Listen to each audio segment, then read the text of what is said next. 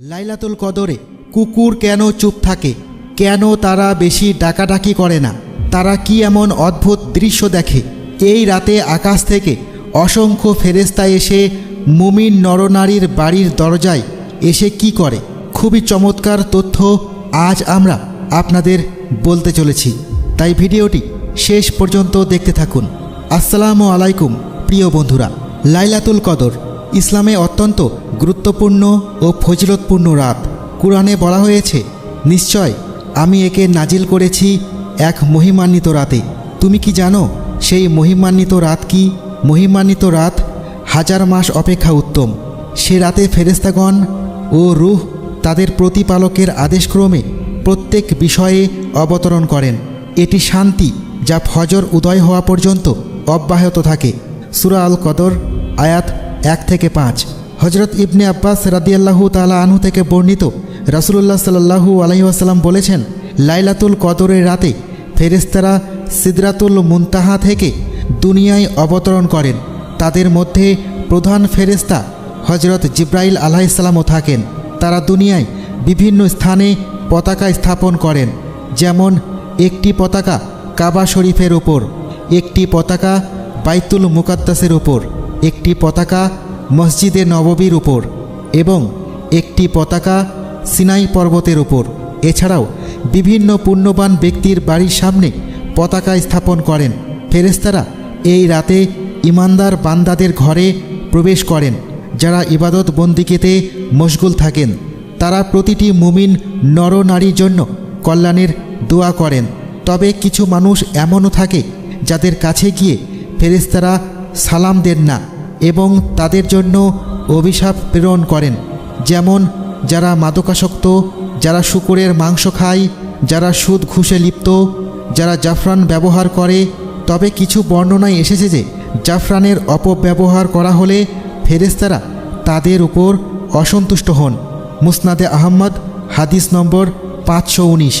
লাইলাতুল কদরের ফজিলত সম্পর্কে হজরত আবু হুরায়রা রাদিয়াল্লাহু তাআলা আনহু বর্ণনা করেন, রাসূলুল্লাহ সাল্লাল্লাহু আলাইহি ওয়াসাল্লাম বলেছেন, যে ব্যক্তি ঈমানের সাথে ও সওয়াবের আশায় লাইলাতুল কদরে ইবাদত করবে, তার পূর্ববর্তী সমস্ত গুনাহ মাফ করে দেওয়া হবে। সহিহ বুখারী হাদিস নম্বর 1901, সহিহ মুসলিম হাদিস নম্বর 760। এই রাতের আরেকটি বৈশিষ্ট্য হলো ফেরেশতারা মুমিনদের ঘরে গিয়ে মুসাফা করেন।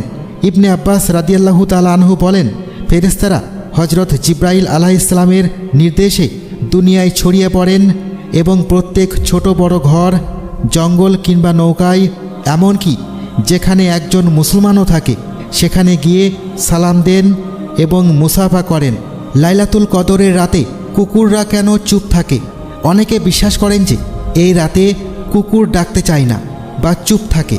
যদিও কুরআন ও সহিহ হাদিসে সরাসরি এই ব্যাপারে কিছু বলা হয়নি, তবে ইসলামিক স্কলাররা কয়েকটি সম্ভাব্য ব্যাখ্যা দিয়েছেন। প্রথমত, ফেরেশতাদের অবতরণ।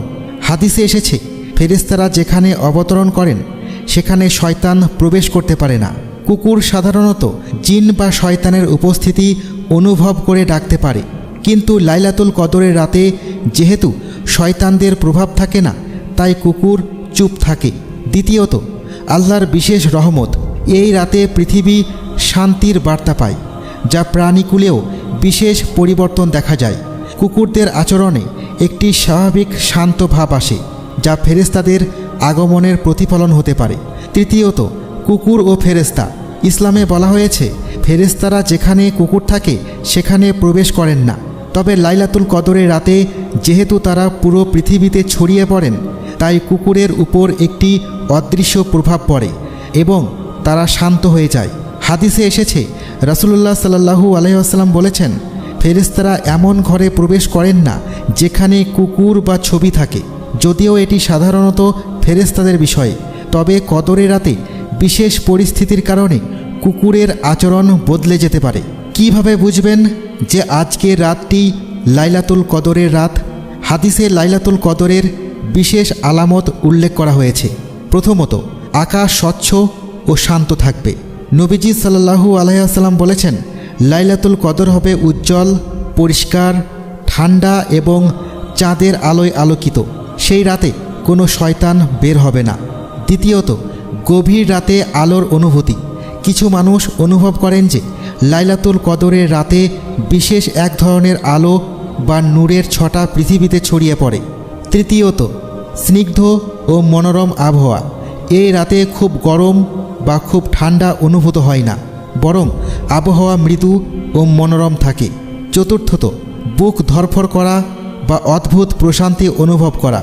অনেক মুসলমানের হৃদয়ে এই রাতে বিশেষ প্রশান্তি অনুভূত হয় এবং ইবাদতে মন বসে যায়। আল্লাহ বলেন, এতে রয়েছে শান্তি যা ফজরের সময় পর্যন্ত অব্যাহত থাকে।